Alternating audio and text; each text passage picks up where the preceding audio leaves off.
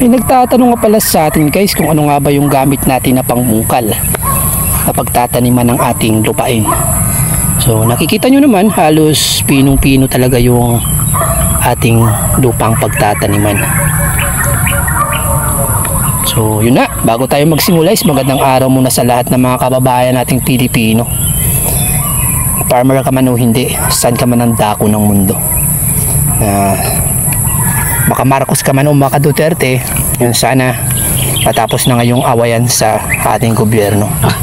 Yun yung masamang balita din is kung bakit pinakulong yung ating presidenteng Duterte.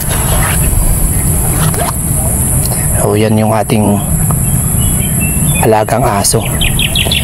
Kita nyo guys, yung ating lupa is halos talaga cultivated. So nagtatanong guys kung ano yung ginagamit nating pambungkal is meron tayong binili na yan, cultivator.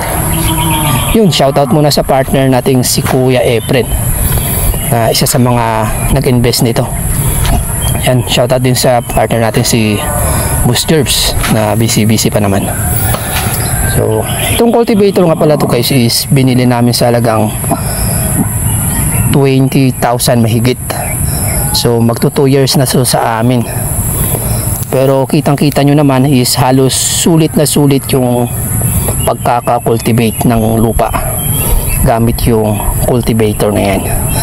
Tapos alam nyo ba guys na nakita nyo sa lawak na na-cultivate ko na yan is halos wala pa sa 100 halagang gasolina yung nagamit ko dyan. Tingnan nyo naman, halos malapad na yung kanyang na-cultivate. Halos ilang daan pa lang yan, ilang balik ng daan ng cultivator. Kaysa magpaarawan ka sa yun nga lang mahal-mahal ng konti. Nasa 20,000 mahigit yata yung pagkakabili namin dito. Tapos itong cultivator na to guys is meron siyang reverse.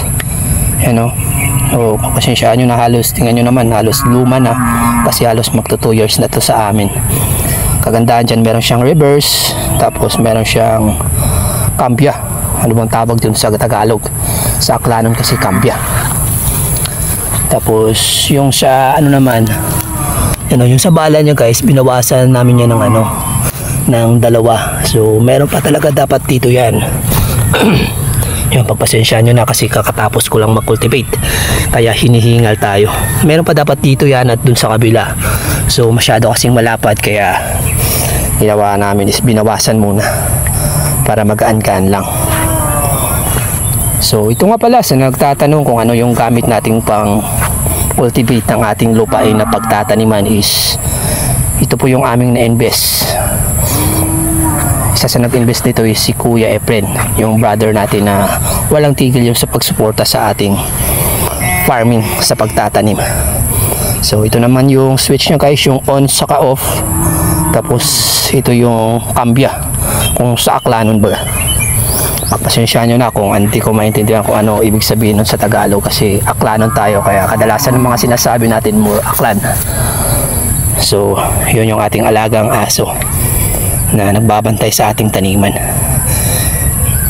4 yan before kasi kaso nga lang ngayon is nag-iisa na lang siya. Ito nga pala yung ating ginagamit sa nagtatanong na ano yung ginagamit natin pangbungkal. So ngayon pala guys is ipapakita ko sa inyo kung ano yung tsura niya pag pinaandar na. So testing natin yung mabilis, tapos testing din natin yung mabagal. So ilalagay ko muna dito siguro yung camera para makita nyo naman yung andar ng ating cultivator sa halagang 20,000 higit at magto 2 years na to. Ayun, ititesting natin kung ipapabilis natin yung andar ng ating cultivator kung gusto nyo talagang pinong-pino yung lupa na inyong pagtataniman.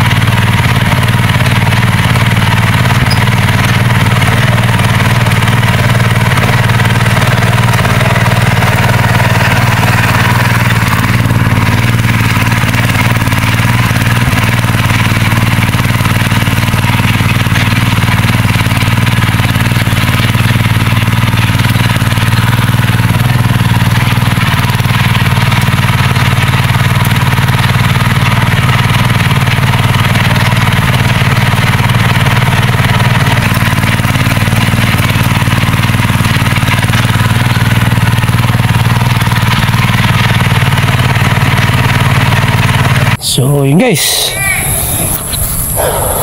hingal tayo dun So nakikita nyo naman, halos sobrang lalim niya guys. Kung gusto nyo talagang ipapalalim, lalim ng tingnan nyo naman, halos sobrang lalim yung cultivate.